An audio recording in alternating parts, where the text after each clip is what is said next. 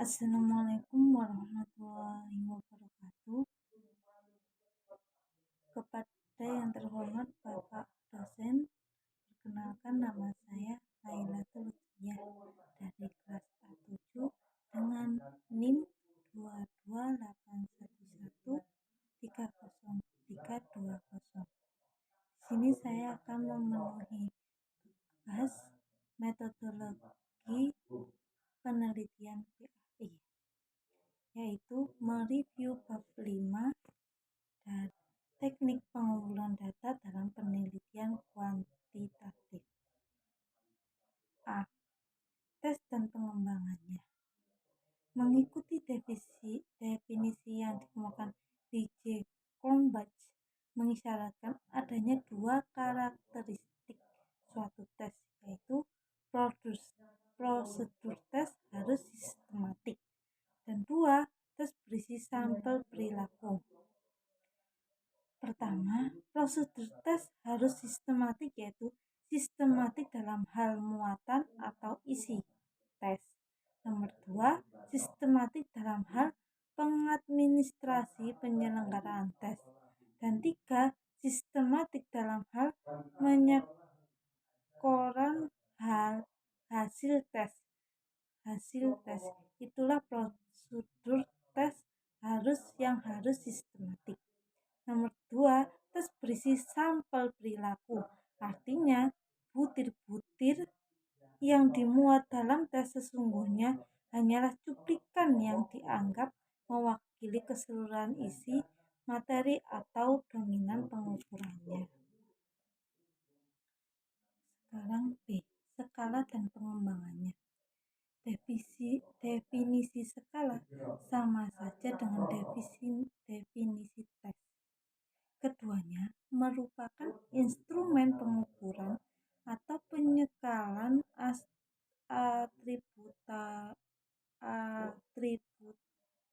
atribut psikologi.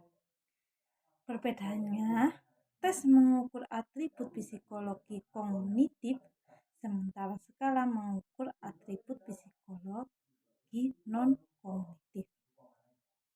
Sekarang yang C. Kuesioner atau angket dan pengembangannya. Tujuan pokok dari penyusunan kuesioner adalah untuk 1. Memperoleh informasi yang relevan dengan tujuan penelitian, dan 2. Memperoleh informasi yang tingkat keabsahan dan kendalanya semaksimal atau setinggi mungkin. Bentuk atau macam kuesioner. Kuesioner dapat dibedakan dalam beberapa jenis tergantung pada sudut pandangnya, yakni 1. Dilihat dari bentuk pertanyaannya. 2. Dilihat dari jawaban yang diberikan. 3. Dilihat dari bentuk jawabannya. Adapun kelebihan dan kekurangan kuesioner. Kelebihan dari kuesioner antara lain: dalam penyebaran kuesioner, kehadiran peneliti tidak memiliki keharusan. 2. Dapat dibagi secara serentak atau dapat digunakan untuk pengumpulan data dari sejumlah besar responden. Nomor 3. Responden dapat memberikan jawaban secara leluasa. 4. Responden dapat memikirkan terlebih dahulu jawaban yang akan disampaikannya. 5. Dapat dibuat anonim. 6. Dapat dibuat terstandar. Dan terakhir, dapat dianalisis dengan mudah. Dan adapun kekurangan dari kuesioner antara lain: 1. Penggunaan kuesioner terbatas. Nomor 2. Pengisian kuesioner tidak langsung di hadapan peneliti atau pengumpulan data. Nomor 3. Responden tidak teliti dan menjawab. 4. Sering sekali sukar dicek validasinya. 5. Walaupun dibuat anonim, kadang-kadang responden dengan sengaja memberikan jawaban yang tidak benar atau tidak jujur. 6. Seringkali tidak kembali, terutama apabila kuesioner itu dikirim lewat pos. 8. kuesioner terbatas diberikan kepada orang-orang yang mengerti huruf. Dan terakhir, langkah-langkah dalam penyusunan kuesioner. Untuk memudahkan dalam penyusunan sebuah kuesioner, maka perlu dilakukan langkah-langkah secara garis besarnya terdiri dari 2 tahap, yaitu tahap penyusunan dan tahap uji. Sekarang saya akan membacakan yang terakhir, populasi, ukuran, dan teknik pengambilan sampel. Populasi, apa sih populasi itu? Populasi dapat dibagi menjadi 2 tingkatan, yaitu populasi target dan populasi tersedia.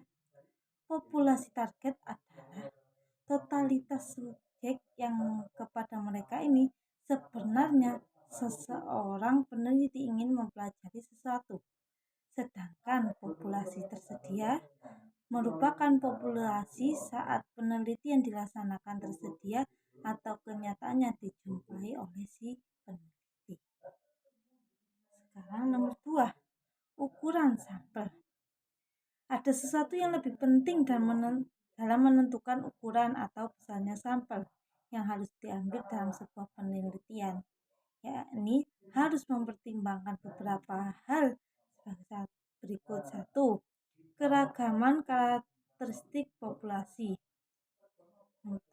Tingkat presisi yang dikehendaki. 3. Rencana analisis. Dan terakhir, tenaga, biaya, dan waktu yang diperlukan. Dan terakhir, teknik pengambilan sampel.